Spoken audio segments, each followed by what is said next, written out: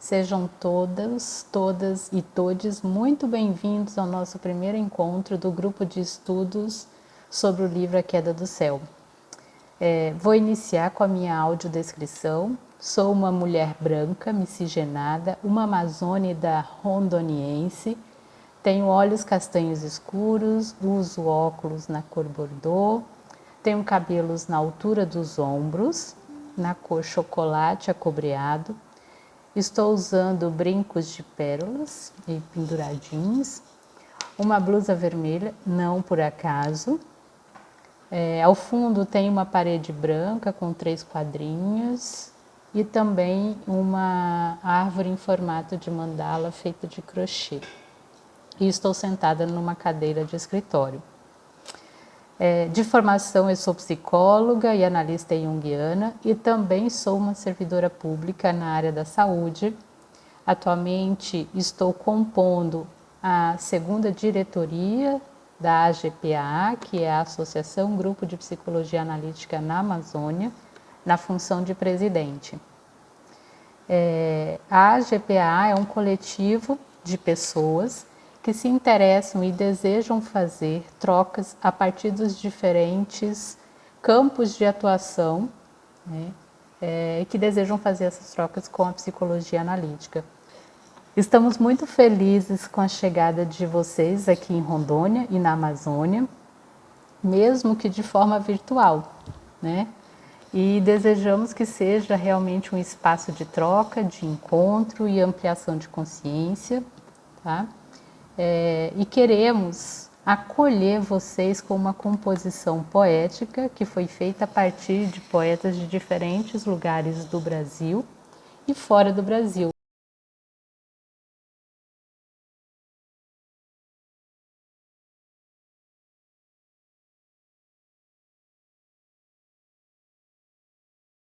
Essa troca, em estar conosco e de repente conhecer um pouco mais também, né, o que o povo Yanomami tem para nos dizer, né, com esse livro.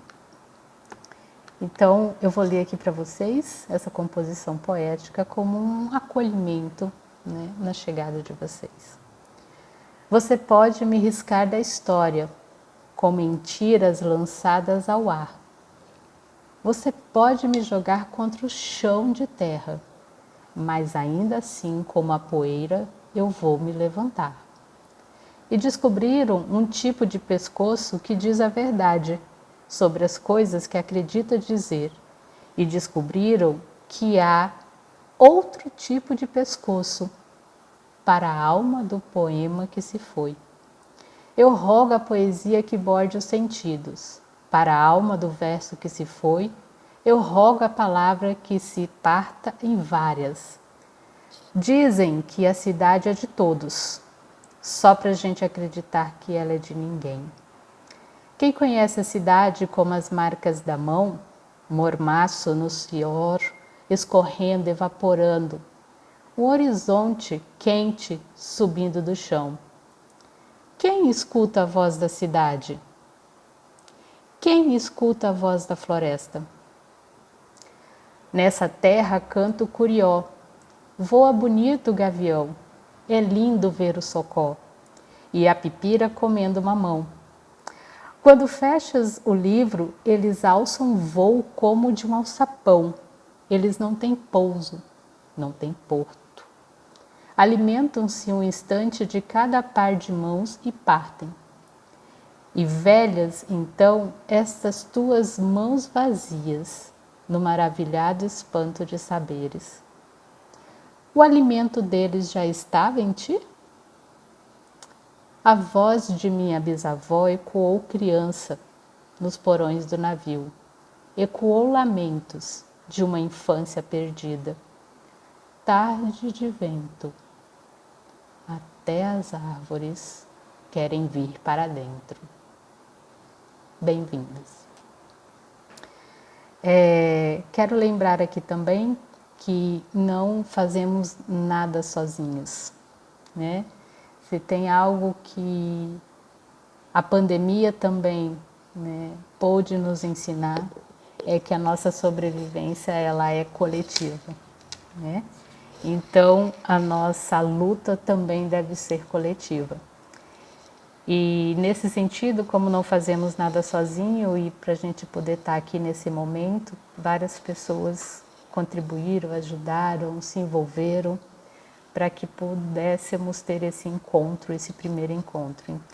A Célia, a Ludmeire, a Roberta, a Michele, a Paula, a Sandra, a Maria Nayara, o Raoni e a Beth. À medida que a gente for se encontrando, vocês vão conhecendo ou vamos nos conhecendo melhor, né? Algumas questões práticas, então, agora, né? Nossos encontros acontecerão na segunda e quarta terça-feiras do mês. Já deixamos aqui de antemão para se manifestarem no chat pessoas que estão aqui que se interessam em conduzir algum momento do livro, ou algum capítulo, ou alguma das discussões, tá? A gente vai poder estar olhando para isso também, aceitando essas contribuições. E também, né, deixar aqui que a palavra é para estar na roda, tá? Então, podem usar o microfone, podem usar o chat, na medida do possível, né, as câmeras ligadas, que acho que assim melhora a nossa interação nessa modalidade e a possibilidade, claro, da gente poder se conhecer melhor, tá bom? Passo então agora a palavra para a Beth, que estará conduzindo este outro momento do nosso encontro, e contextualizando também e contando algumas histórias também maravilhosas para a gente. Ok? Boa noite. Eu gostaria de começar fazendo a minha audiodescrição. Eu sou uma mulher branca, da pele bem clara, de 56 anos. Os meus olhos são escuros, são castanhos. Eu tô com óculos prateado, quadradinho. Meu cabelo é longo, grisalho, mais para branco do que para outra cor. Levemente com os tons rosas, tô com batom, brincos com uma bolinha, brincos dourados com uma bolinha, tenho um colar com fio vermelho, uma peça dourada na ponta, tô com uma roupa vermelha que não é por acaso, estou numa sala, numa biblioteca, atrás de mim tem estantes com livros e objetos, né? E eu queria também fazer uma apresentação minha, né? Eu queria me apresentar dizendo que eu sou uma pessoa profundamente esperançosa e uma pessoa profundamente feliz. E é dessa maneira que eu chego aqui hoje, muito, muito, muito feliz de estar aqui com vocês, de nós podermos, né, criar esse coletivo, onde nós vamos não só estudar, mas onde nós vamos estudar e sonhar juntos. E isso é de uma alegria muito grande para mim. Eu quero também pedir permissão, né, para todos os antepassados, para todos aqueles que vieram antes de nós, que vieram antes de mim e antes de nós. Quero também pedir permissão a todos aqueles que tombaram, para que nós pudéssemos estar aqui e para que nós pudéssemos seguir na luta por um mundo um pouco melhor, com um pouco mais de justiça. Bom, a minha função aqui hoje, ela é de apresentar, né, de provocar, fazer uma série de provocações para nós e para criar uma certa sensibilização ao tema. Mas antes disso, né, a Patrícia deixou uma bola eticando e eu quero, com muita, muita, muita alegria, contar para vocês que no nosso segundo encontro de novembro, que vai ser no dia 22, nós vamos ter o privilégio de assistir o filme O Território. Nós vamos ter uma sessão especial do filme e vamos ter algumas pessoas que estiveram envolvidos na produção do filme aqui conosco. Então, assim, é de uma alegria muito grande poder fazer, né, provocar essa sessão especial do território aqui, né? E eu espero que vai ser um dia aberto, então nós podemos convidar outras pessoas que não estão fazendo parte desse grupo de estudos, né, do livro do Copenau Yanomami, da Via a Queda do Céu. E eu acho que vai ser uma noite muito bonita também, essa do dia 22. Nós estamos, assim, muito, muito, muito felizes com esse privilégio de poder fazer essa sessão especial, né? Eu acho que a proposta desse grupo de estudos, ela é a proposta de uma escuta, né? De uma escuta que talvez ao longo do tempo nós tenhamos, né? O próprio Copenau Yanomami, né? O Davi, ele diz assim que nós temos o hábito, né? Nós, os não indígenas, os pele de macaxeira, nós sonhamos muito, mas nós somos incapazes de sonhar coletivamente, né? Então, a proposta desse grupo é que nós possamos tentar criar um sonho coletivo, um saber coletivo, uma escuta coletiva. E uma escuta, talvez deixando um pouco de lado o nosso hábito, né, o hábito da nossa cultura, onde nós sempre precisamos dizer alguma coisa a respeito, onde nós sempre precisamos interpretar coisas. E muitas vezes nós não precisamos interpretar, nós precisamos dialogar, né? E eu só posso dialogar com um símbolo quando esse símbolo ele toma todo o meu corpo, quando ele está aqui, quando ele está aqui, quando ele está no meu corpo, quando ele está nas minhas atitudes e nas minhas ações, né? Então é que nós possamos transformar a nossa escuta, né? Essa escuta que é uma escuta colonizadora, que é uma escuta branqueadora, na maior parte das vezes, inclusive dentro da psicologia. Quer dizer, a nossa interlocução, ela é com a psicologia analítica, que nós possamos pensar e viver o entendimento da psique de uma forma também um tanto diferenciada, né? Que nós possamos, acho que, compreender que nós não falamos de uma alma brasileira, né? Mas que nós falamos de almas brasileiras, que quando nós pensamos, né, num processo de evolução, né, talvez nós precisemos pensar que nós precisamos, o quanto é importante identificar e reconhecer a vida que perpassa não só os nossos corpos, mas todos os outros corpos de seres vivos, animais, vegetais, minerais e humano. Então, na verdade, esse grupo de estudos, ele é um grande convite. Ele é um convite a uma outra maneira de nós nos relacionarmos com o mundo, né? A Amazônia, a terra, a natureza, a ancestralidade, quando nós nos referimos dentro do nosso referencial cultural, nós temos um certo romantismo, né? Uma maneira romântica de olhar para essa ideia, né? De natureza, de Amazônia, de terra, de ancestralidade, de uma forma romântica e, portanto, de uma maneira muito abstrata. Assim como é muito confortável, né? Acho que ficar no romantismo que até mesmo a psicologia analítica nos oferece, né?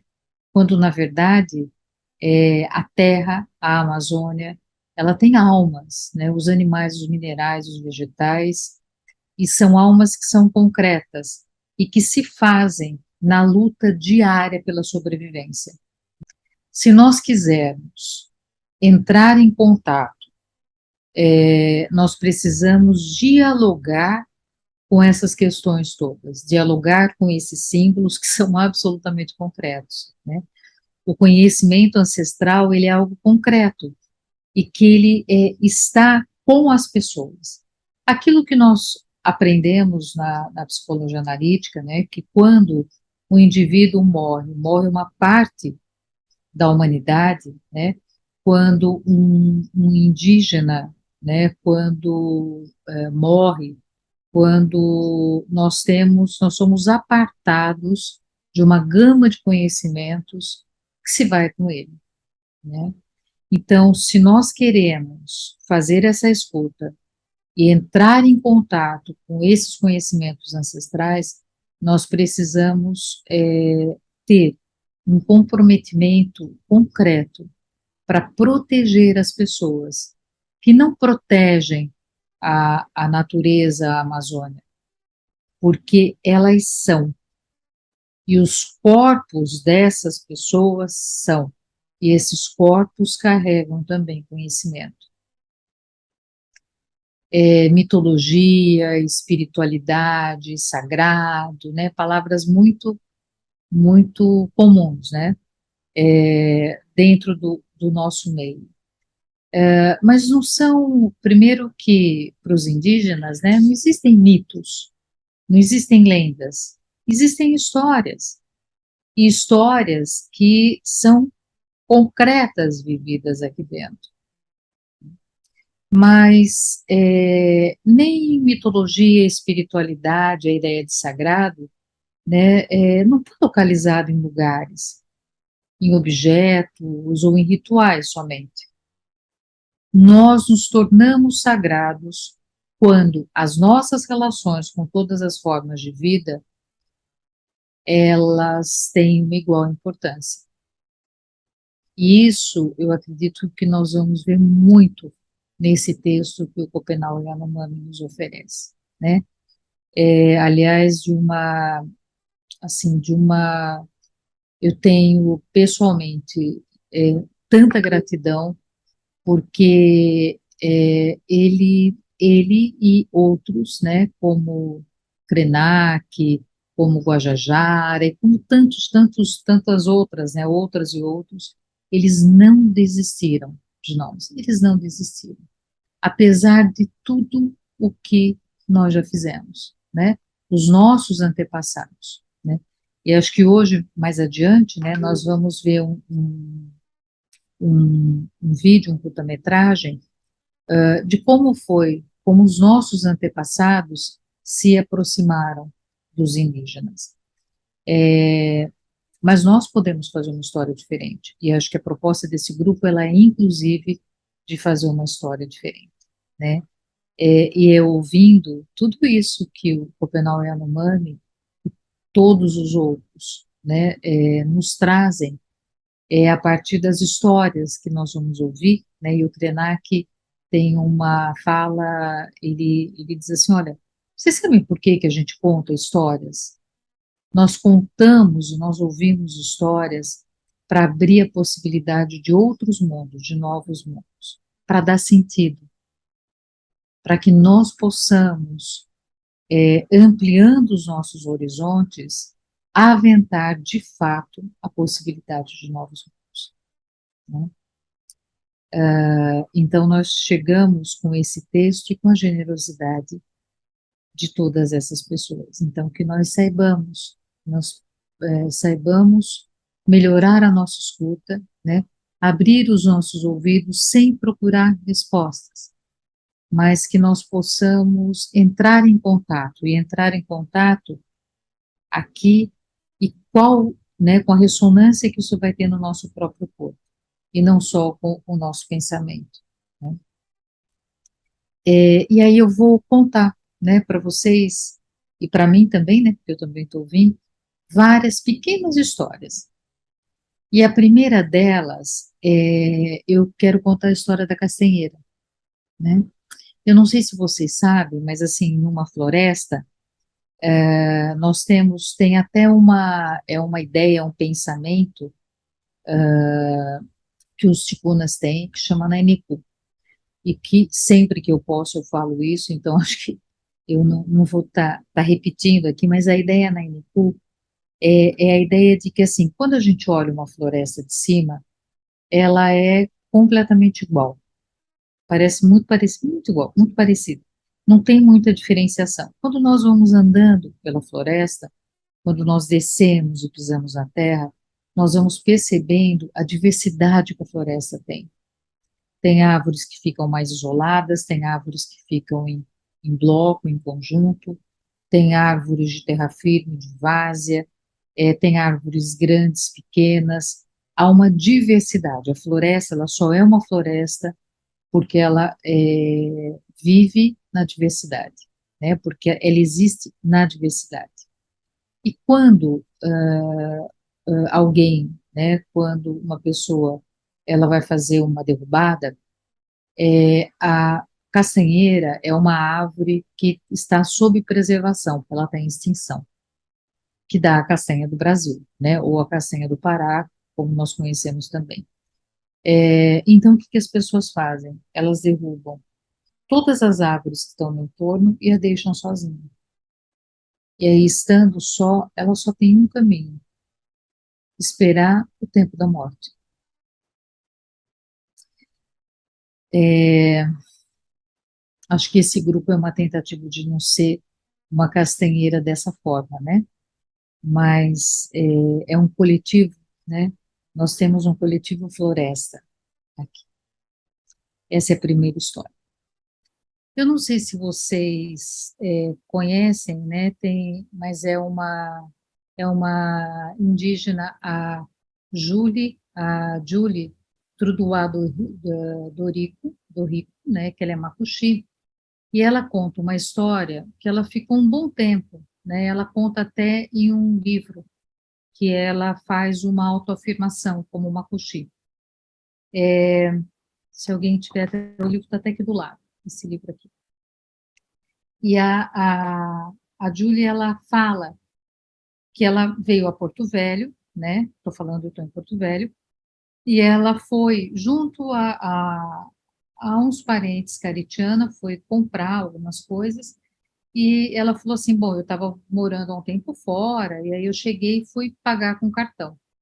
E ela falou: e eu não me dei conta, né, que naquela barraca não se aceitava cartão, né?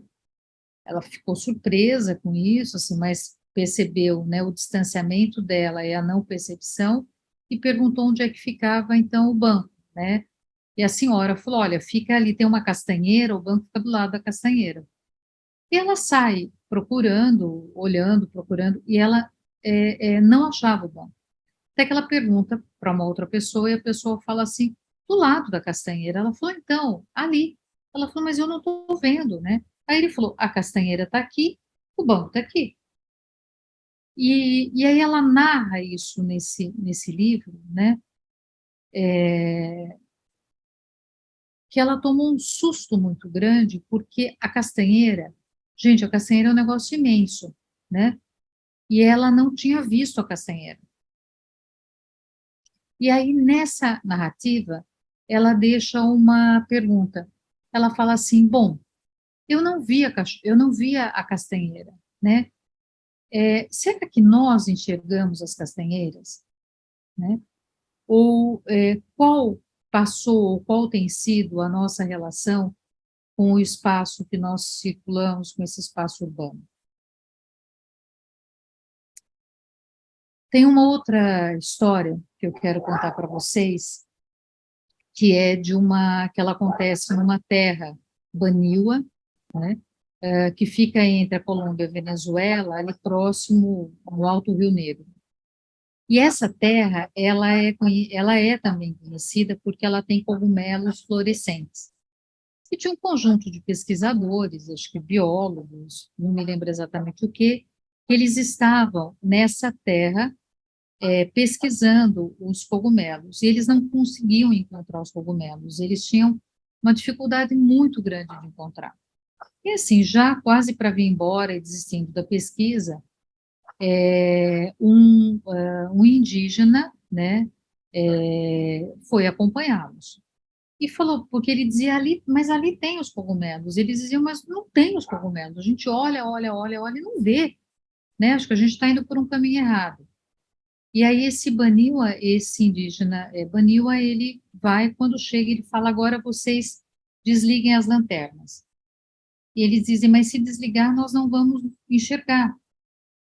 E fala, desliguem as lanternas. E imediatamente eles desligam, né? E aqueles cogumelos todos aparecem, né? E aí esse rapaz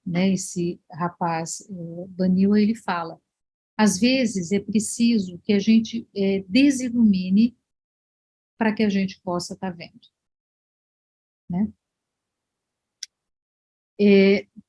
Durante muitos anos, né? Estou terminando as histórias, mas durante muitos anos, o homem tentou, né, escalar montanhas, né? E acho que a mais famosa dela, que de algum jeito nós já ouvimos falar, é o Monte Everest, né? E as montanhas, né, ela é a morada dos deuses, sem sombra de dúvida. E aí um retrato, né, assim, muito bonito, de quando se chegou ao cume pela primeira vez. E foram dois homens que chegaram ao cume juntos, né? O Hillary, né, um gringo, e o Tenzin, que era um Sherpa, que quando nasceu, foi dito que ele chegaria ao mais alto dos cumes, né? E o Tenzin, ele, quando ele narra, né, essa escalada, ele fala que a coisa mais difícil, o que mais dava medo numa escalada, principalmente para o Everest, é que a montanha, em sendo a morada dos deuses, é preciso pisar com o máximo do cuidado para não ofender e não ferir os deuses. E que quando você passa, né, quando você está numa montanha, você está numa relação visceral com os deuses. E você passa por ela. E você segue e ela continua ali, né?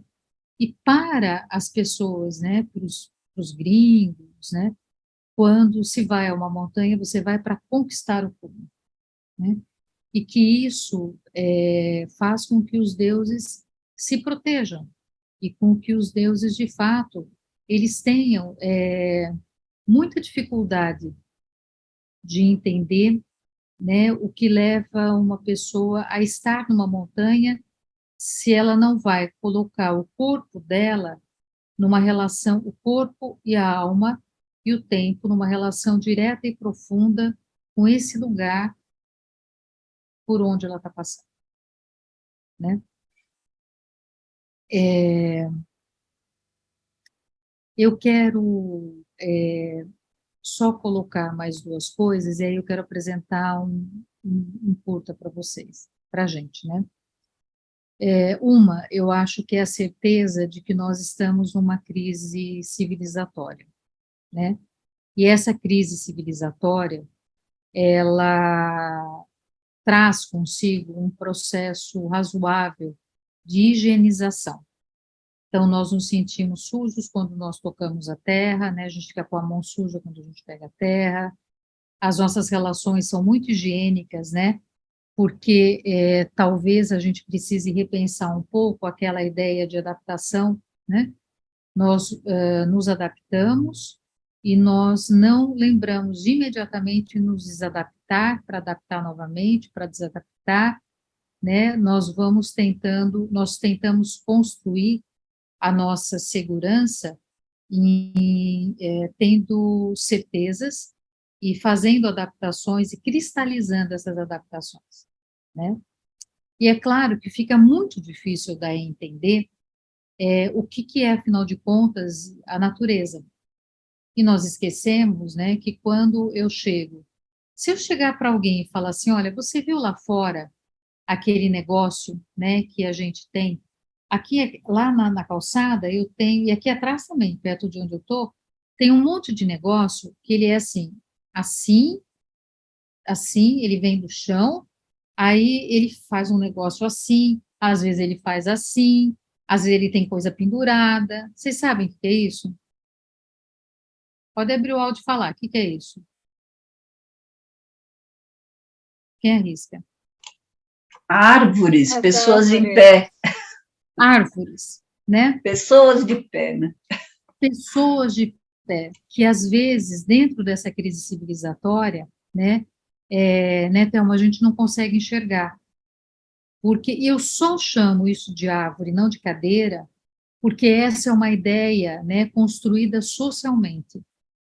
Da mesma maneira que nós construímos socialmente uma ideia de humanidade e uma ideia do que é humano, né, uma ideia do que é vivo, e principalmente nós vamos, e aí, claro, que eu vou tocar, que não tem como a gente não pensar no antropoceno, né, que afinal de contas, né, é o momento onde o homem, ele de fato, ele não passa, né, ele não passa pela montanha, né, quando a gente passa, a gente tem que passar com cuidado, né, porque tem umas cravaças, então a gente pisa com muito cuidado, né, quando a gente está na mata, quando está na floresta, a gente vai pisando com muito cuidado por ela, né, muito cuidado, porque é para não fazer barulho, para não espantar os bichos, ou para não chamar a atenção de uma onça também, né, sei lá, né, a gente, né, tem que tomar cuidado, né, então a gente vai com cuidado.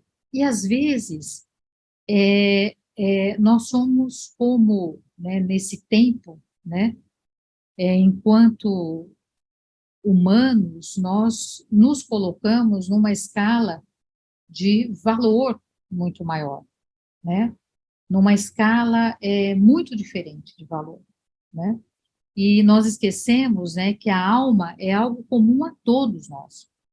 O que nos diferencia, quando eu falo a todos, eu estou falando de animais, eu estou falando de vegetais, eu estou falando dessa condição, né, de humanos, que o que nos diferencia é o corpo, porque há uma inteligência, há um conhecimento, e há uma inteligência e um conhecimento é, é, que vai além, que vai adiante, né? Enfim. E eu acho que eu queria dar esse pontapé, né, para que a gente pudesse assistir juntos um curta-metragem, tá? Que vocês vão ver, eu acho ele muito importante, e não vou contar, vou deixar, né, mas eu acho que, assim, ele fala de quando ele retrata em várias etnias o primeiro contato que os não indígenas fizeram com os indígenas, né?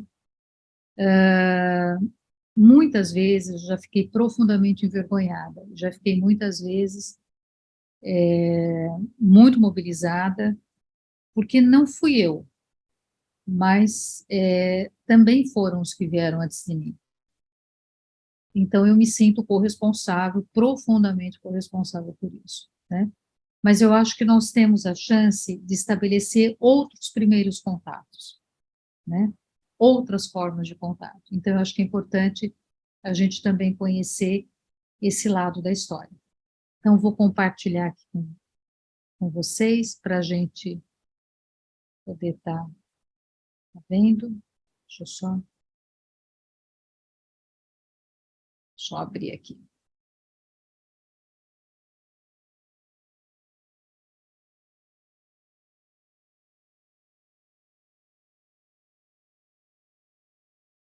Está bem bonitão aqui.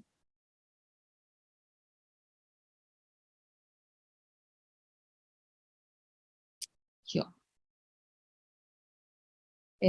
Se o som tiver ruim, ou vocês, alguém do grupo me dá um toque aqui no WhatsApp, tá?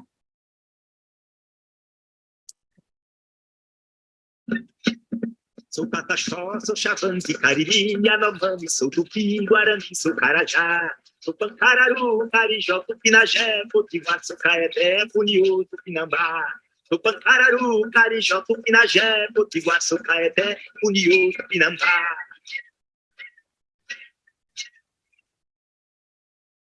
Rio de Janeiro é o ponto inicial de uma nova excursão pelos sertões bravios, Aqui o progresso e a civilização ainda não chegaram. O avião, reduzindo as distâncias, vai tornando cada vez menos penosa essa penetração no oeste selvagem. Avistamos as malocas dos índios mais bravios do Brasil. Estão localizadas num descampado. Em torno, a vegetação é rarefeita. Chegamos finalmente ao coração de um mundo inteiramente desconhecido, em estranho contraste com o tumulto do mundo civilizado. Localizado o aldeamento, será fácil atingi-lo por terra, desde que os índios consintam.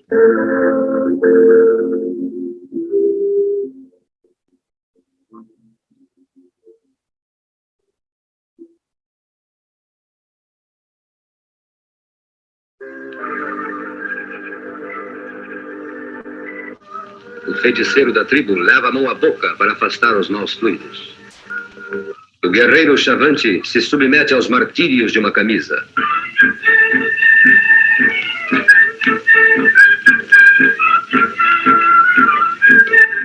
Mas que é isso? Um valente guerreiro como você, vestido de mulher.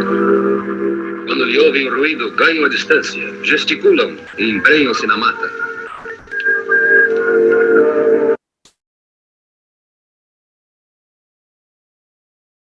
Nossa presença se torna importuna e manda-nos embora sem a menor cerimônia.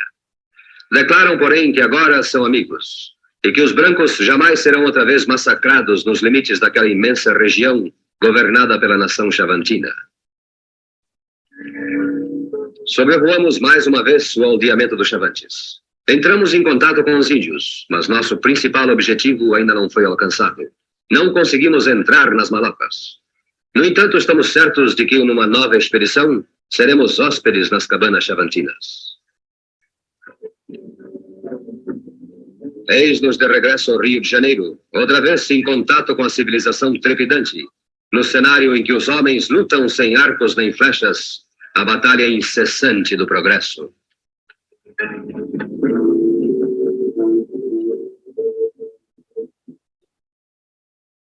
Neste filme, você viu o contato com o povo Chavante na região centro-oeste brasileira na década de 50. Na década de 70, com a abertura da Transamazônica, da Perimetral Norte e de uma outra estrada chamada BR-364, que vai de Cuiabá até Rio Branco, todas as tribos que estavam no caminho sofreram um impacto enorme, que você vai poder ver agora nas imagens dos primeiros contatos desses povos com as frentes de expansão na década de 70.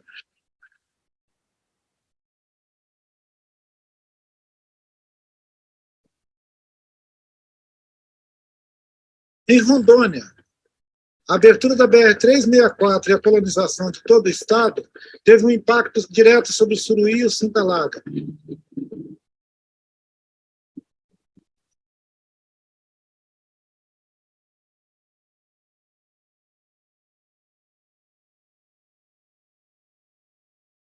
Bandeira.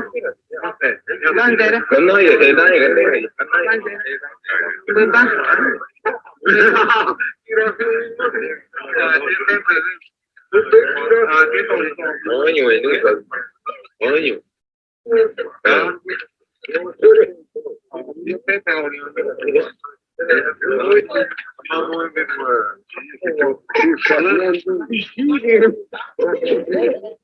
O contato com o Suruí foi motivado inicialmente pela abertura da estrada, mas depois ele se acirrou com a entrada de colonos e com a distribuição pelo INCRA de lotes em cima da terra desses índios. Esse primeiro contato foi tão desastroso que a população suruí, estimada inicialmente entre 800 e 1.000 indivíduos, foi reduzida a 280 pessoas em 10 anos.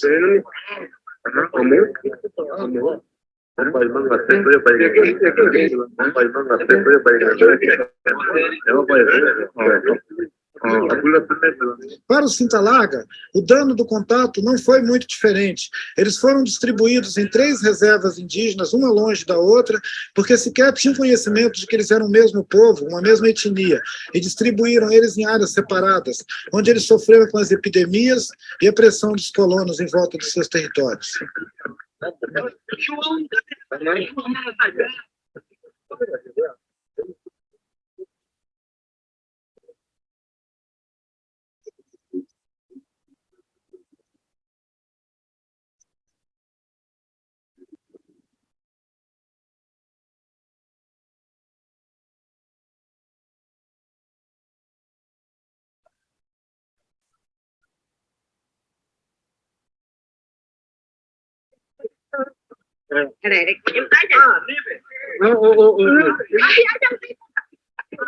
Estou naquele. Por um mesmo dia. Aí, por tá. O merda tá. O não tá, pá. Só aquele.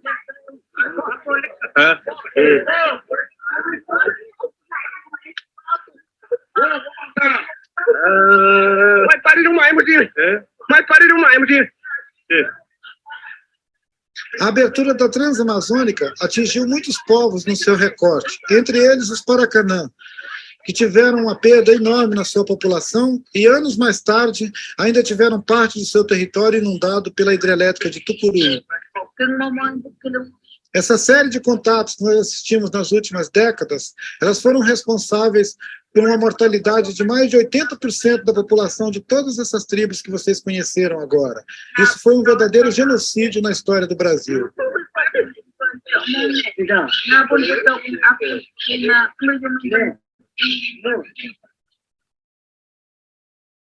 O povo Yanomami, que tem o seu território na fronteira da Amazônia brasileira com a Venezuela, eles estão numa lista da Anistia Internacional, da OEA e da ONU. Você sabe por quê? Porque eles ficaram ameaçados de extinção pelas sucessivas invasões que seu povo e seu território sofreram nos últimos anos. Todos nós, índios do Brasil, a gente pensa só esses pessoas são bons, porque eles faleciam alguma coisa, roupa, sandália, rede, panela, essa faca, tudo que dá para os velhos. Aí os índios não aceitaram, aí pegaram a doença.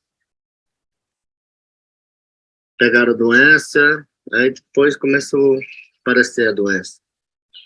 Começou a doença das crianças, mulher, moça, homem, aí espalhou. Então depois o pessoal morreram quase todo, né? Metade. Era 400 pessoas, uma louca só. Grande. Mulher, criança. Esse pessoal que está aqui quase morreu tudo. Então, esse aqui que sobrou. Até essa vez que a minha mãe morreu. Foi nessa vez? Minha mãe, minha tia, minha irmã, esse que morreu. As outras malocas que estavam mais... As outras malocas também pegaram. Pegaram. Porque eu no mundo fui correndo outro maloca. Já tinha doença no corpo, chegou no maloca e transmitiu. Até eu fiquei doente. Quase morri. Mas eu não morri porque eu não quis morrer. Longe dos outros. Longe dos outros. Aqueles que não saíram do maloca morreram muito. E eu fiquei vivo para contar a história.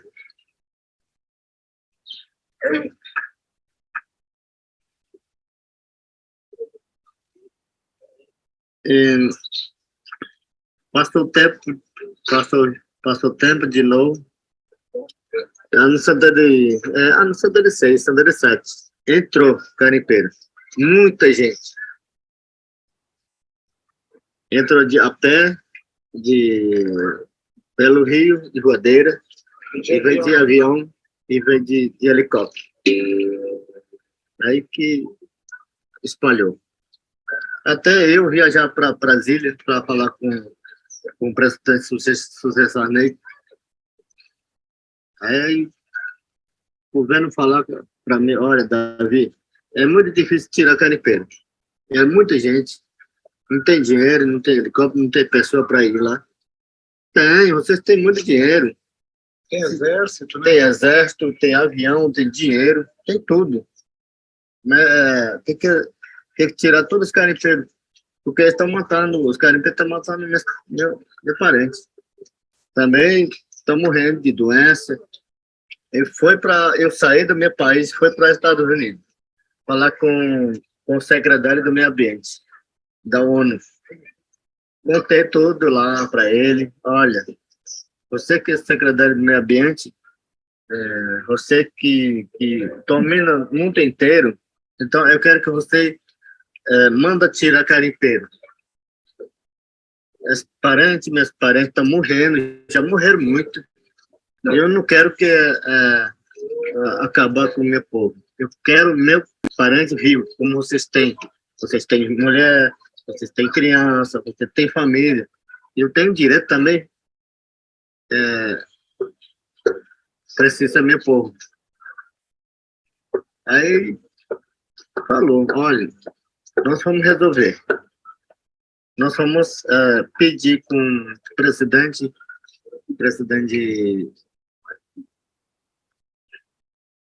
Collor de Mello, presidente Collor de Mello, olha, você tira garimpeiro, manda embora todinho, você tem marca a areia no mano.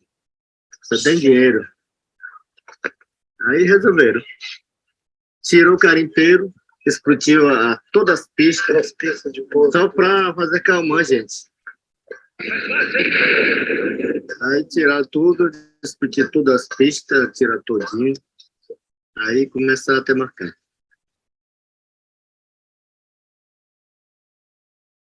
Você acredita que ainda existam índios isolados no Brasil, sem contato nenhum? Esse é o caso de pequenos grupos remanescentes que vivem no sul de Rondônia e que foram atropelados pelo progresso.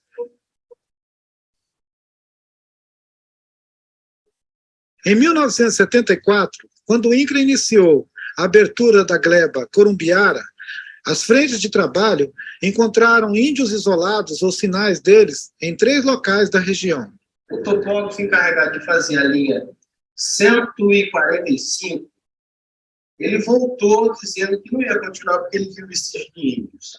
Esse dado foi omitido pelo INCRA e os lotes foram leiloados. Em 1984, com a abertura das fazendas, madeireiros foram atacados na altura de Igarapé-Omeré. Eu estava no dia da flechada? O senhor estava. O senhor estava no caminhão? Não. Sim, no meu caminhão, né? Flecharam seu caminhão? Não, só o dele, né? Só quando vimos aquela conversa da flechada, mas quem que pega eu? Quando vi a flecha pegou na para-brisa. Em 1985, Marcelo dos Santos, chefiando uma equipe da FUNAI na região, denunciou evidências de um massacre contra os índios isolados numa das fazendas da gleba Corumbiara. Aqui foi achado as balas de 38. O Pedro achou 2 balas 38 aqui em cima. Aquilo ali é o resto das casas dele. Aqui é o que sobrou das casas. Só um pedaço de panela aqui. Durante 20 anos, o governo ignorou a existência desses índios. E os fazendeiros continuaram ocupando seus territórios, inclusive fustigando os que sobraram, atirando neles, mandando bala. Os sobreviventes se refugiaram no resto de mata que as fazendas deixaram.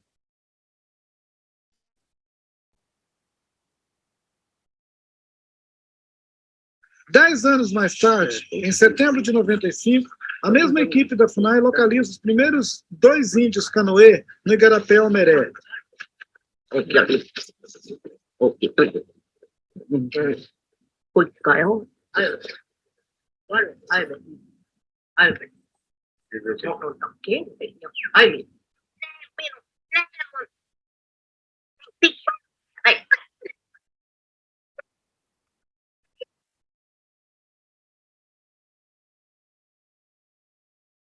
Em outubro do mesmo ano, consolidou o contato com esse grupo, constituído por apenas 4 indivíduos.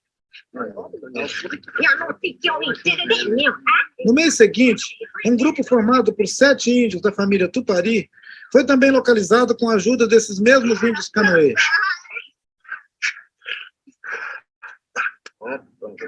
O velho Babá, índio Tupari, confirma a ocorrência de um ataque à bala, no qual foram mortos cerca de 10 índios, e reconhece os objetos recolhidos 10 anos antes.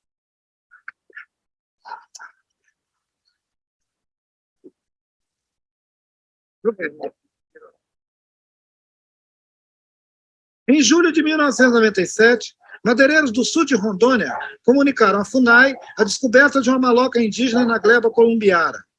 A equipe da FUNAI, acompanhada de 2 índios canoê, visita o local e constata, pelas características da maloca, se tratar de um grupo isolado de etnia ainda desconhecida. No interior da maloca, um buraco de 3 metros de profundidade. cercado de armadilhas. Em volta, as árvores estão marcadas com coroas. A 1.500 metros dali, foi encontrada uma derrubada clandestina, feita fora de época, e cada vez com mais vestígios.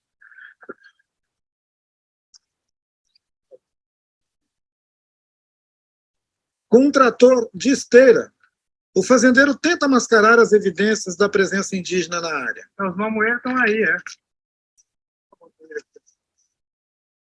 O único sobrevivente de uma tribo que foi totalmente dizimada, este homem foge da civilização, se esconde em palhoças improvisadas.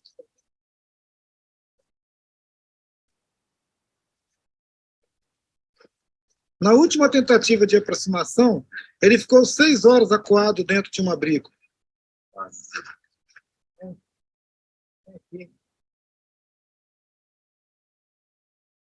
Mas ele rechaça com flechadas qualquer contato.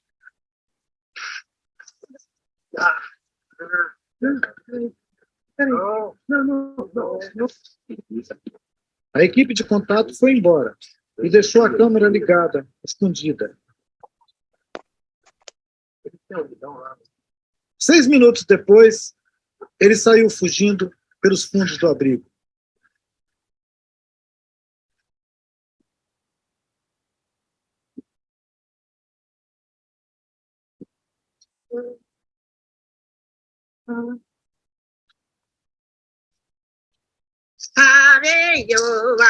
É com prazer, em valor.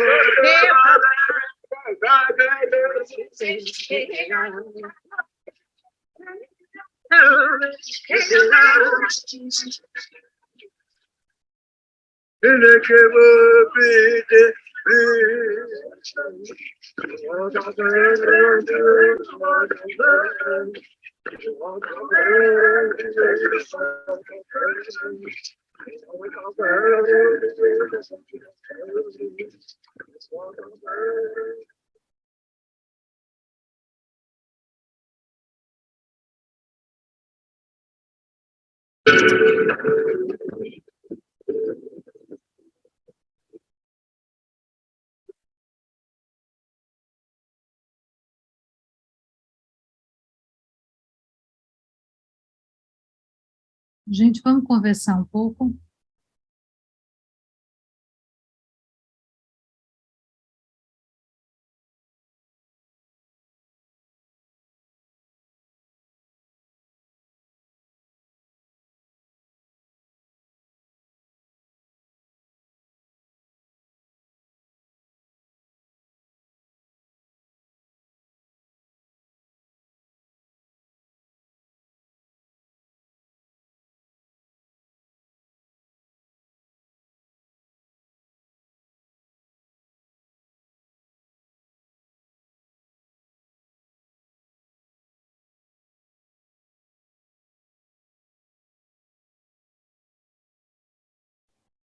Oi, boa noite, gente. Tudo bom? E Paulo, boa noite. Eu tô com peso no peito, para te falar a verdade, depois de ver esse vídeo, Beth. Assim, dói pra caramba. Essa é a verdade. Eu acho, Paulo, que quando nós assistimos o território, eu acho que vai ficar pior, porque, porque aqui a gente está vendo década de 50, década de 70, século passado, né? E o território é o ano passado, o território é esse ano, né? O que eu posso dizer, assim, eu estou fazendo uma pesquisa lá com os ribeirinhos em Teutônio, né? Teutônio é uma comunidade... Oi, gente, desculpa, deixa eu apresentar. Sou Paulo, também sou aqui de Rondônia, de Porto Velho. E a gente tem 2 hidrelétricas aqui no Rio Madeira, que foram construídas... terminou a construção delas em 2011, e eu estou fazendo uma pesquisa com uma comunidade próxima. Mas a questão é que, aproximando lá com os ribeirinhos, é assustador ver o rio morrendo. Assim. com essa história de progresso, né, civilização, tá? É assustador você ver o Rio Madeira morrendo, assim. E eu acho que o que eu tenho visto e tenho ficado muito triste ultimamente, né, nesse último ano, com tudo que está acontecendo, mais além, ver exatamente isso, né, e ver ribeirinhos, né, indo trabalhar com garimpo, porque não tem mais como sobreviver também. E acaba arrumando para uma outra atividade, que é destrutiva, né? Tinha uma vida que não era assim e acaba arrumando para uma vida que é assim. Mas dói, né? Eu acho que o que eu estou sentindo agora é dor, assim. E, de certa forma, ultimamente tem sido difícil para mim sentir uma dose de esperança, assim, com tudo, né? Com tudo que tem observado. Claro que no fundo tem, mas tem sido muito difícil buscar isso de alguma forma. E brigar por isso, sabe? Sendo bem cru, né? Com o sentimento que eu estou tendo agora. Enfim, tá difícil aqui, para te falar a verdade. Assim, pesou. E o Índio do Buraco, ele faleceu, não foi? Ano passado, esse ano, não foi? Ele veio a falecer. Há um mês atrás, praticamente. E assim, você imagina quanto tempo, né? Quanta luta essa pessoa, né? Passou, sabe? Nossa, não sei.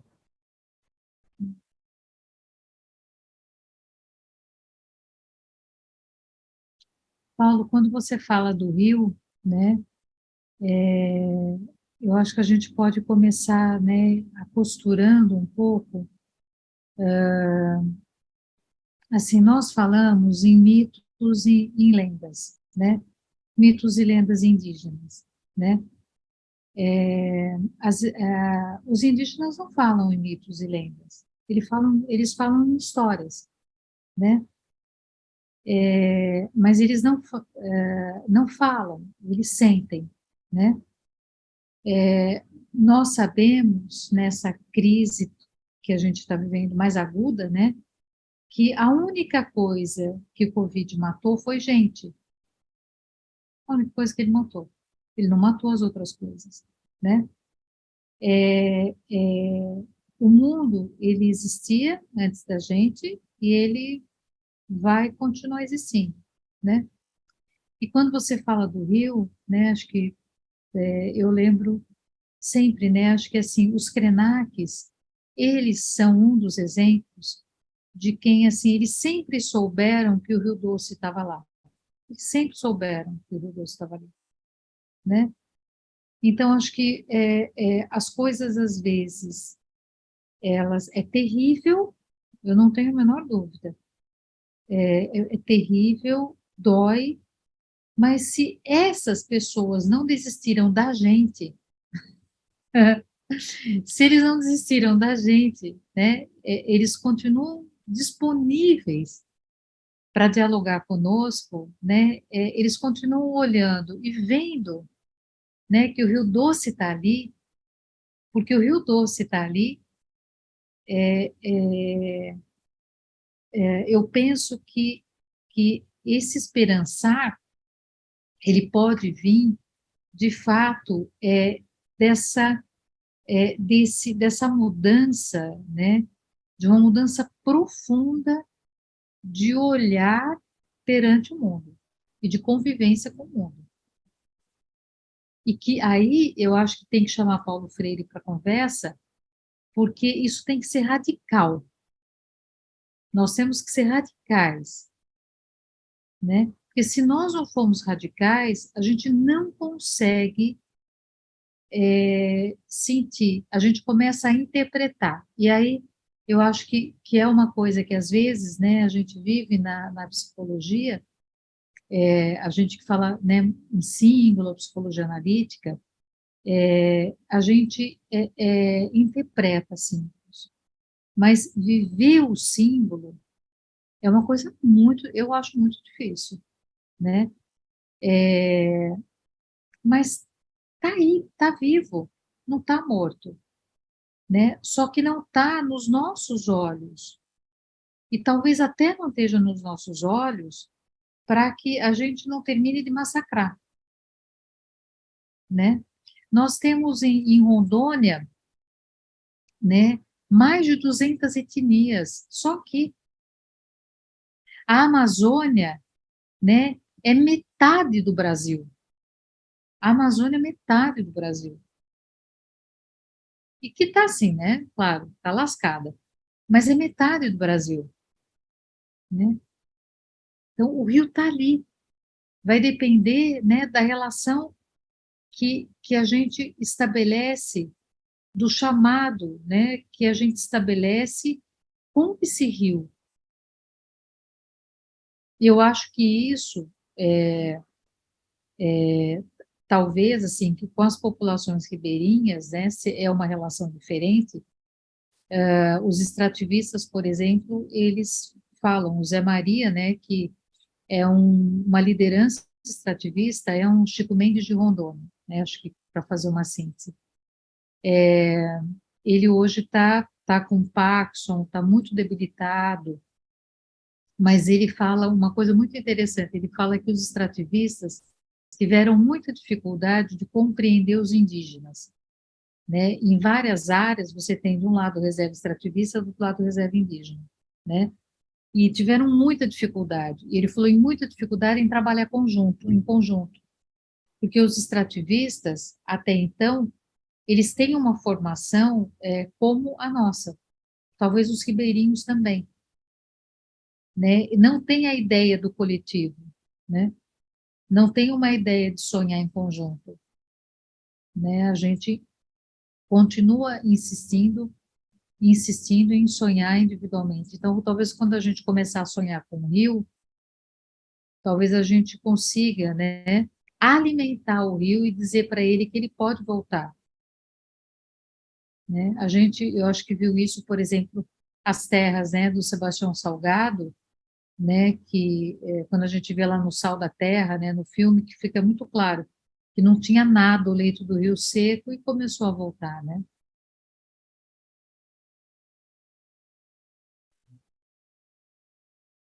Eu queria falar, Ana Petuna, boa noite a todos e todas e todas, e saudar meus os que vieram antes de mim também.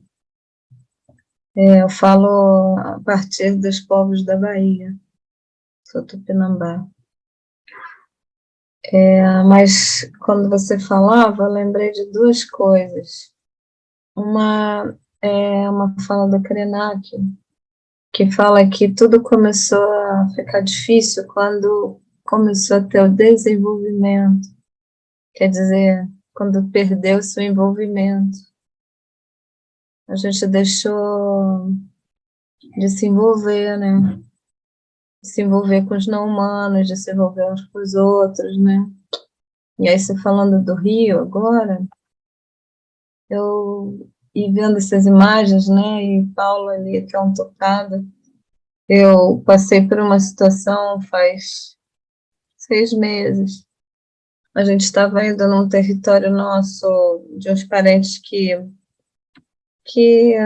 estão vivendo da agricultura, mas que perderam a questão da cultura no sentido do rezo, né, do espírito. Então, nós fomos lá apoiar esse movimento do artesanato, revigorar essa parte.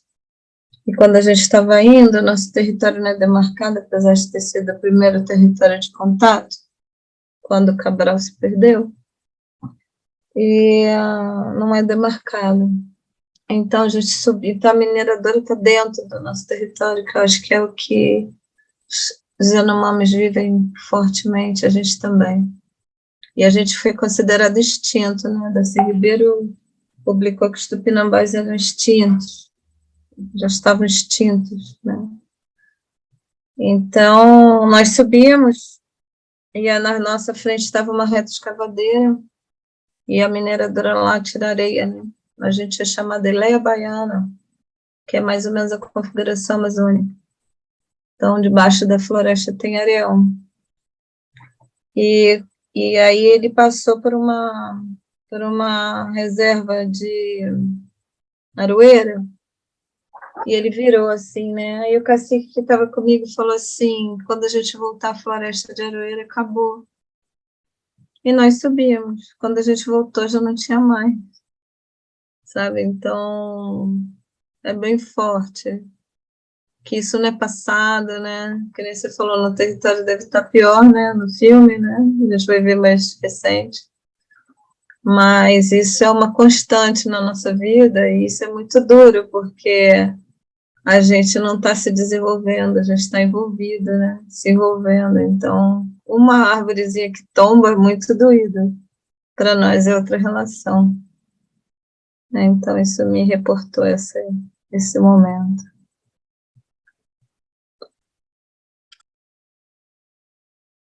Obrigada, Maria, né? E acho que a gente vai ouvindo, né? Ouvindo o teu relato, também eu acho que a gente vai tomando, né? Uma consciência, ou ampliando, né? Uma consciência que, de certa maneira, acho que todos que estamos aqui já temos, né? Do quão, né? Acho que essa ideia de desenvolvimento, ela é uma ideia, ela é só uma ideia mercantilista, né? Ela não tem absolutamente mais nada, né? Ela esquece completamente, assim, os valores, na verdade, vale quanto pesa, né?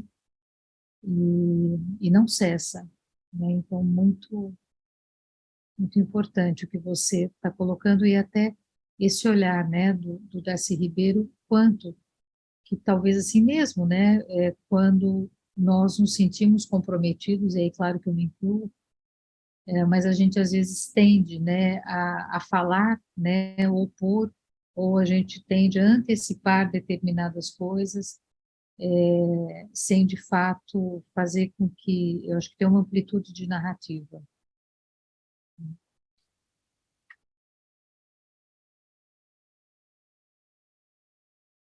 Denise, você estava com a mão levantada? Sim. Bom, já quis falar várias coisas, não sei o que vai sair. Bom, a primeira coisa é o quanto estou realmente comovida, emocionada e triste com a nossa situação, com tudo que nós brasileiros estamos fazendo. Eu queria falar um pouco dos sonhos, a história né, do Rio Doce, que morreu, e que a aldeia Krenak ficou tão desolada com a morte do pai, e aí uma menina sonhou, e os sonhos são contados na aldeia, né? E aquela senhora que tinha se paralisado, que tinha entrado em catatonia quando viu aquela lama tomando o rio, desculpa a desordem da narrativa, ela pôde acompanhar a narrativa do sonho, e no sonho a menina entrou no rio, pelo chamado do rio, ninguém podia entrar no rio porque era uma lama tóxica que matava, e ela mergulhou, e ele foi chamando, vem, vem, e ela mergulhou, e lá embaixo o rio estava vivo. Então ela voltou e contou, né, o sonho dela, que o rio estava vivo. E que só que ele teve que se aprofundar para esperar que essa limpeza pudesse acontecer, né? E aí eu fiquei pensando que esse hábito de contar os sonhos talvez fosse uma coisa boa para a gente fazer no grupo, ao longo da leitura, né? Que a gente possa, quem tiver um sonho, poder compartilhar aqui, para que a gente vá fazendo essa integração não só do que a gente pensa e sente e vive, mas também de tudo que está adormecido ou recolhido e vivo dentro da gente, e que eu acredito que esse livro vai despertar, né, vai relembrar. E acredito que o sonho pode ser uma via da gente estar ampliando e conectando esses aspectos.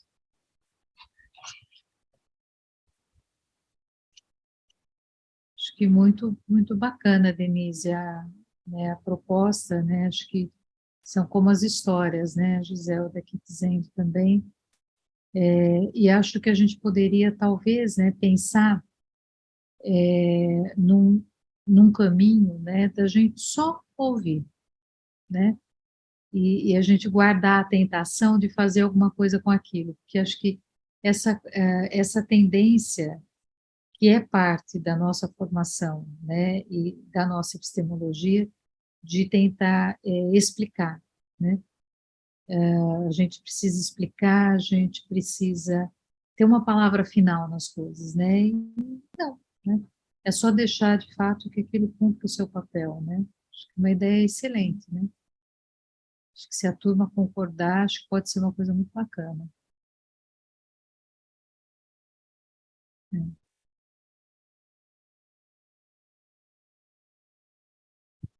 Oi, meu nome é Fernanda. Estão me ouvindo bem? Sim. Teve um momento, Elizabeth, que você falou sobre a tendência, né, de psicólogos e tal, principalmente junguianos que somos, cair na tentação de interpretar o símbolo, né, e acabar que a gente vive menos o símbolo e cai nessa tentação do interpretar, né, do ampliar. E aí, quando você falou isso, eu me lembrei de uma cena em que uma mãe de um terreiro, né, uma mãe de santo, ela foi convidada para uma disciplina e ela falando numa humildade de um jeito que tocou muito, que ela falou assim que, com outras palavras, ela estava meio que fazendo uma crítica sobre como que, em geral, a gente tem essa dificuldade de acessar realmente o que é. E aí ela estava com um copo, né, ela falou assim, por exemplo, vocês têm essa ideia de que Oxum é uma mulher com uma roupa amarela e que é a senhora das águas. Eu estou bebendo Oxum agora. E aí, acho que trouxe nessa fala tanto que é isso, né, de experienciar o símbolo, de viver o símbolo, e não necessariamente ficar, né, no pensamento, nas ideias e tal. Era só para poder compartilhar um pouco isso.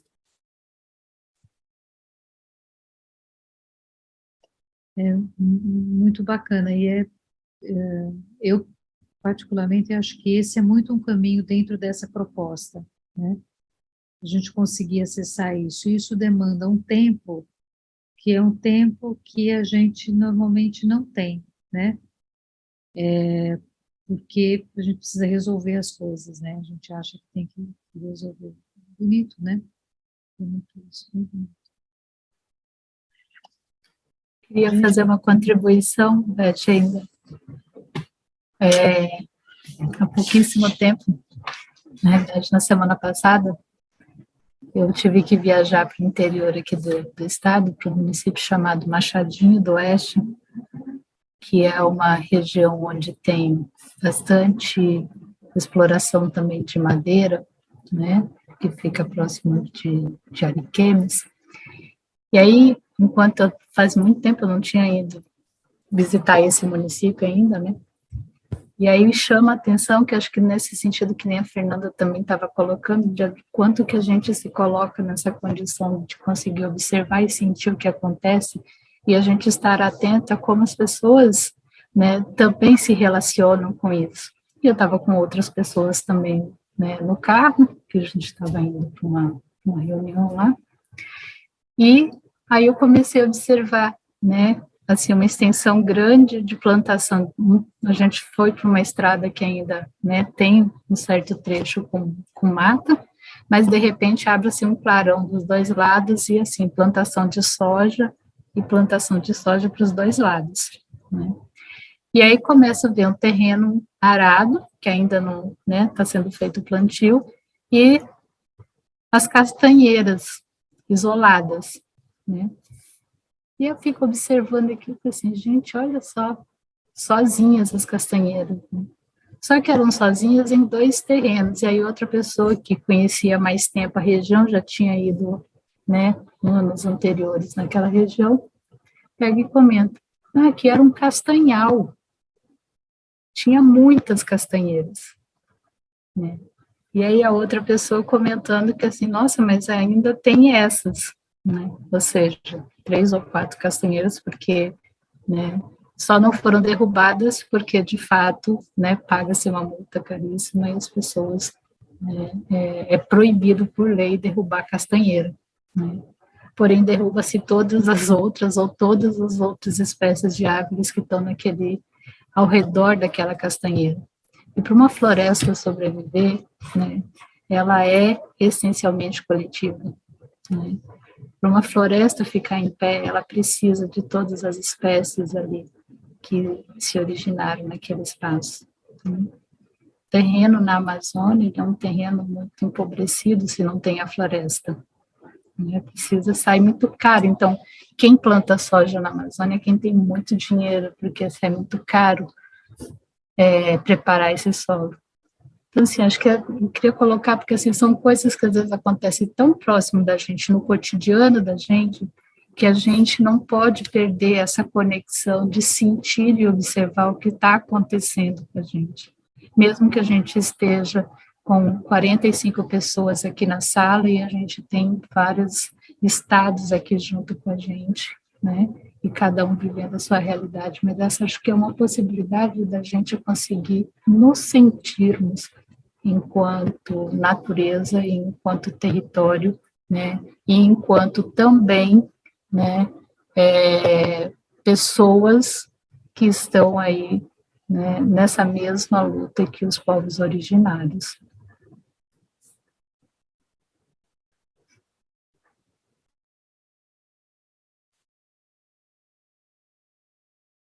Acho que a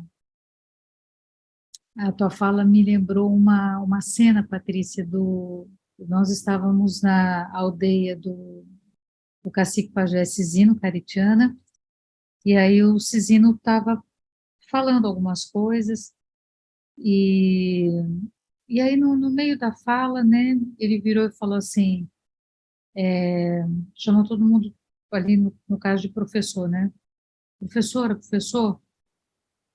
sabe o que é importante? Né, a gente falou, o que, Cisino? Né? Aí ele abaixou, ele pegou um punhado de terra, né? Ele falou assim, a terra. Aí ele começou a passar a terra no braço, ele falou, isso é terra. Por isso que território é importante, isso é terra. Aí ele colocou a mão e falou, isso é terra, né? E aí o olho, né, o olho dele ficou todo marejado, né? É uma aldeia, né, a Boetel-Sopecã, que está literalmente dentro de uma fazenda. Dentro. A fazenda tomou o entorno, ele está ali, sozinho, né? E é a única aldeia caritiana que não permitiu a entrada dos evangélicos. Então, acho que isso é uma coisa, assim, bem importante também, né? Eu não sei se vocês conhecem, eu quero fazer eu sei que o tempo está indo, e não sei se mais gente quer se colocar, mas eu separei um parágrafo pequenininho de um texto que eu acho que vale muito a pena a gente ler, né? Que é um livro, né, da Natasha Martin, né, Escute as Feras.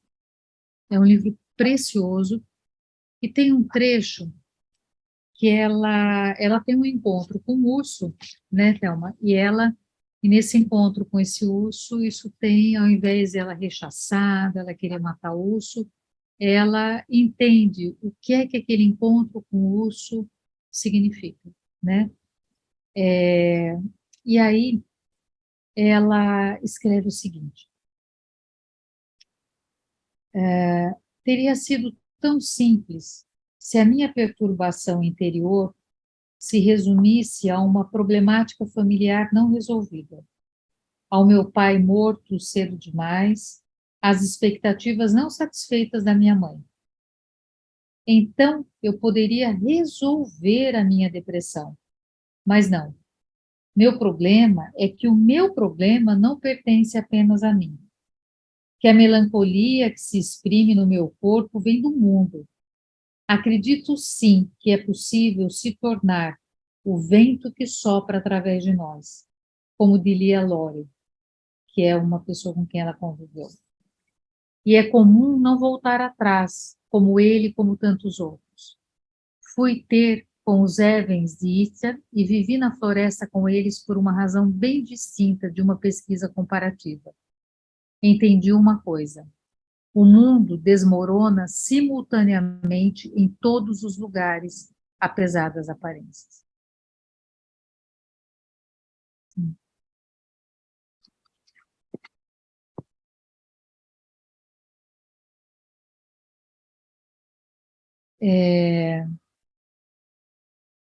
Eu não sei se alguém quer colocar alguma coisa, porque a hora que a gente for fechar, eu queria mais 5 minutos, que eu queria que a gente fechasse com uma fala do Copenau Yanomami, tá? Na verdade, são 6 minutos.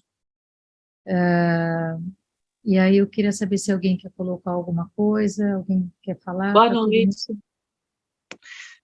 Eu sou a Priscila, aqui do Rio de Janeiro, na verdade, Niterói. E queria muito agradecer, né, o aceite, né, para participar do grupo. Eu sou da área de História, né, mas eu estou fazendo arte-terapia agora, por isso eu agradeço o chamado, né. Eu queria saber como vai ficar organizada a leitura. Isso é uma coisa meio de professora, né, quer dizer, a nossa agenda. Desculpa aí.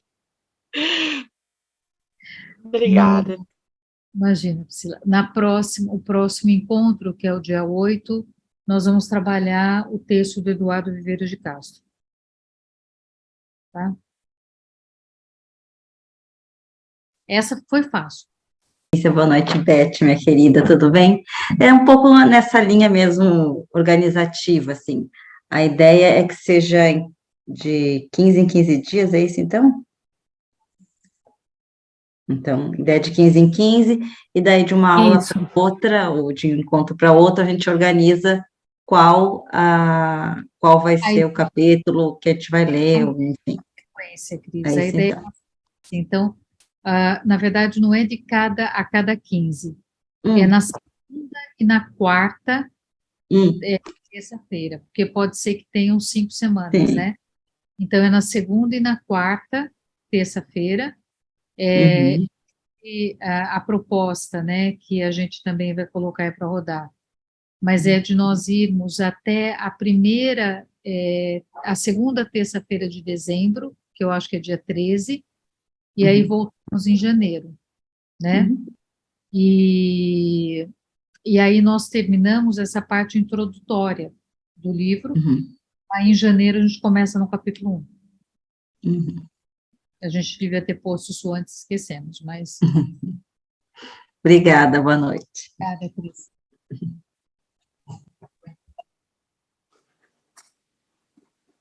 Sônia, por favor, a palavra... Boa noite. Bom, a minha pergunta era mais ou menos sobre isso. Eu sugiro que ou vocês coloquem no chat, ou se criarem o grupo de WhatsApp, colocarem essas datas para a gente poder fixar e marcar qual é enfim, a proposta para a próxima reunião. Pelo que eu entendi, é ler o prefácio do livro, certo? Do Viveiros. Então, e também uma outra sugestão, que as pessoas, quando escrevam o nome do participante, escrevam o nome e o estado ou a cidade em que está, para a gente também poder criar essa rede nacional. Eu estou curiosa para saber de onde são tantas pessoas. Eu sou de São Paulo. Muito obrigada. Nós tivemos, Sônia, a última contagem, eu não vi o final, mas foi 135, não sei se teve mais gente inscrita, né? Muitas pessoas não poderiam vir nesse primeiro encontro, né? E a gente já deu uma organizada nisso, acho que a gente compartilha isso, inclusive, depois, né? Acho que é bacana saber. Eu até fiz esse apanhado, né? Assim, de quantas pessoas dos estados e tal. Não sei se eu posso pegar aqui meu caderninho e só falar bem ligeiro. E só mais uma coisa que eu me inscrevi, acho que anteontem ou ontem, e não tinha recebido o link. Daí eu pedi para um nome que eu tinha, que eu fiquei sabendo desse evento no Moitará de São Paulo. E aí ele me mandou o link, mas eu preciso saber se eu estou aí inscrita mesmo para poder receber. É isso, obrigada. Então, assim, eu vou só colocar aqui, meu nome é Sandra, estou recém-chegada na Paraíba, eu sou paraibana, mas faço parte também da AGPAA. Cheguei esse final de semana, vindo lá de Rondônia, e estou aqui na Paraíba, né? Então, assim, como é mesmo o teu nome, que eu esqueci?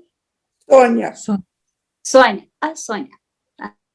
Então, Sônia, nós tivemos 136 inscrições, né?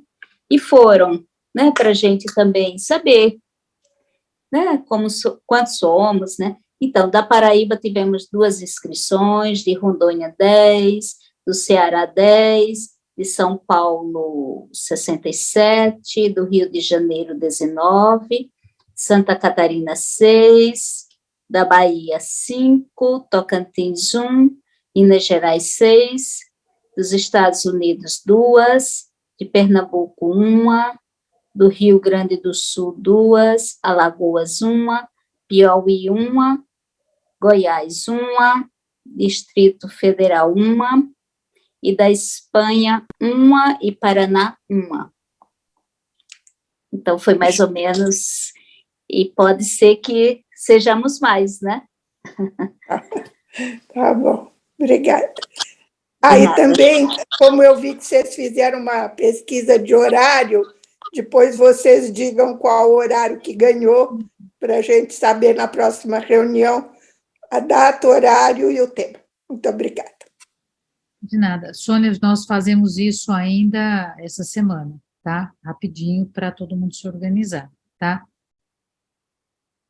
Pessoal, então eu vou colocar... Sobre o horário, eu gostaria de sugerir que consultasse a disponibilidade, não só a preferência, porque não necessariamente você pode preferir, por exemplo, 8h30, mas está disponível às 9h, enquanto que para algumas pessoas essa inversão pode ser impraticável. Então, talvez um formulário, ou na próxima reunião, uma enquete, alguma coisa assim, mas que envolva não só a preferência, mas também a disponibilidade, porque isso faz diferença, né? A pessoa, às vezes, até pode 8h30 e está decidido 9, ou decidir 8h30 e a pessoa pode... Entende? Nessa inversão, a disponibilidade talvez seja mais importante para poder agregar todo mundo, porque, a princípio, foi feito para as 9, né? Pelo que eu vi... Eu não estou advogando em causa própria, embora não é assim que eu trabalho, assim, né? Eu estaria falando a mesma coisa se não fosse o meu caso, mas no meu caso, por exemplo, se fizer 8h30, aí já inviabiliza. Então, assim, pelo que eu vi lá no chat, tem muita gente que não pode mais cedo, então talvez seja melhor deixar às 9 mesmo. Só, enfim, para confirmar o horário. Obrigada. Maria de Fátima, de nada. Maria de Fátima, Sim. você quer falar? Sim, boa noite, muito obrigada. Estou muito contente de estar aqui. Eu só queria falar, parece que tem um Zap que é de todos ou não? Tem um Zap para comunicar, para ver essa coisa do horário ou não? É só pelo e-mail?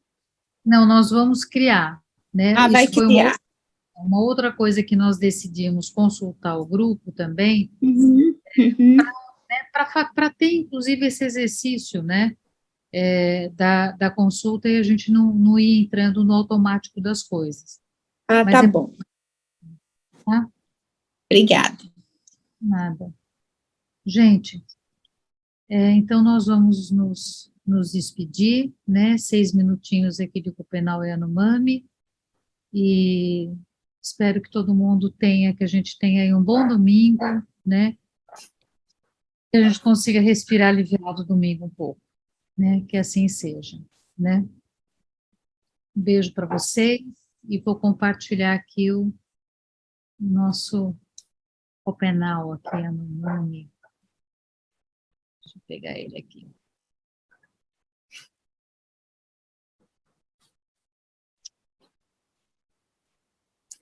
Um abraço, bom domingo, né? E que todos estejam aqui conosco nos próximos encontros. Só para falar mais uma coisinha, eu dou aula, né, nesse horário da noite, realmente 21 horas, né, mas assim, se eu não puder entrar com a câmera aberta, eu vou estar escutando. Graça. Desculpa. Só para falar.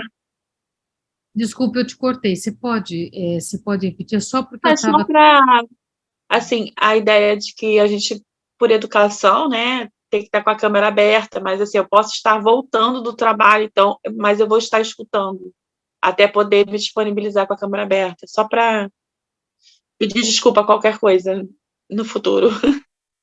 Tá bom. Boa noite. Obrigada, Priscila. Boa noite. Então, vou compartilhar aqui.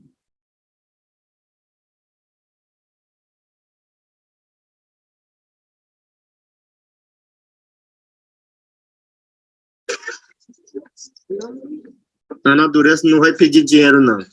A natureza só pede de nós defender ele. Não deixa machucar. Não deixa adoecer. Essa que a terra pede. Porque a natureza, ele fala bem silêncio. A natureza fala para todo mundo, mas ninguém ouve.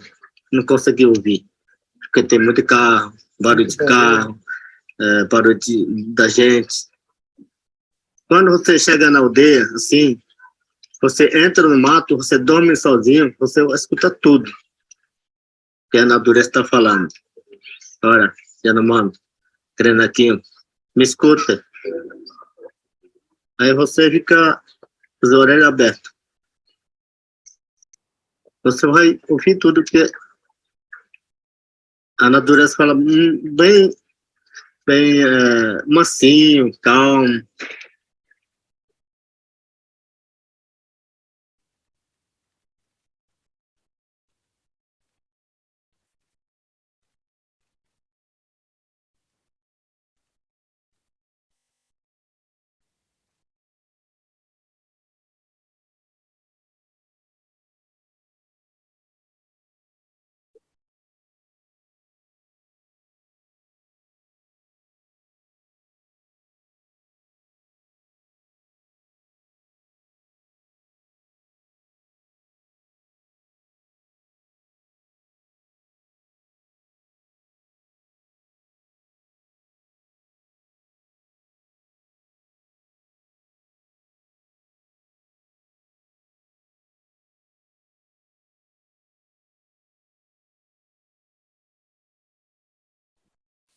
O vídeo parou, Beth.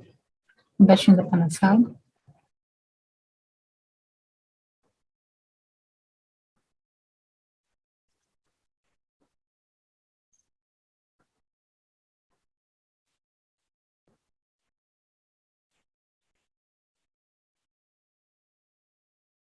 Beth, o vídeo parou.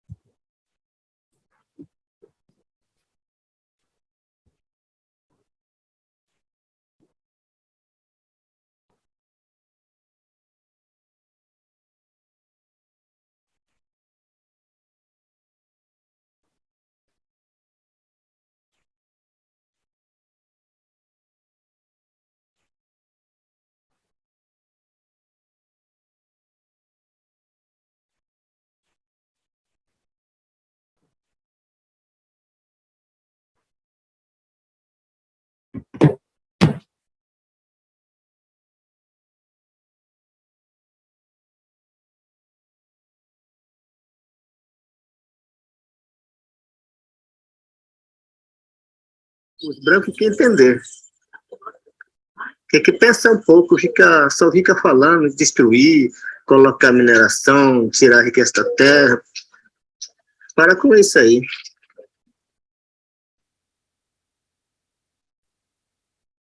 Então, nós também queremos guardar, nós queremos proteger. Onde tem a comida dos Yanomami, onde tem a local dos Yanomami andar, para pescar, como você falou, para pegar palha para fazer maloca, e para fazer caminho, para fazer visita para outros malocas.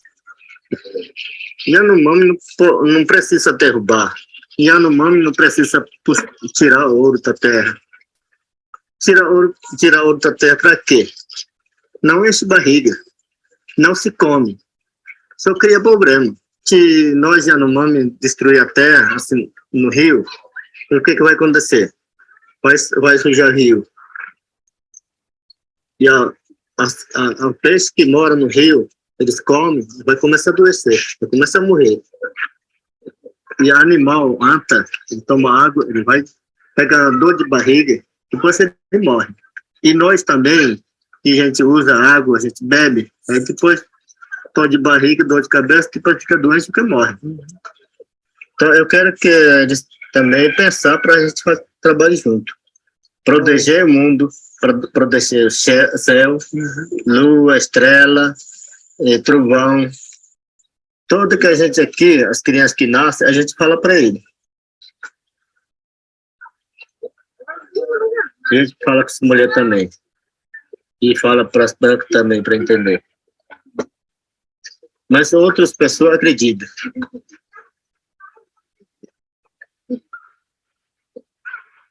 Eu acho que um dia os filhos dos brancos vão entender, para eles proteger também. Não é só Yanomami que vai proteger seu, não. É com prazer e valor.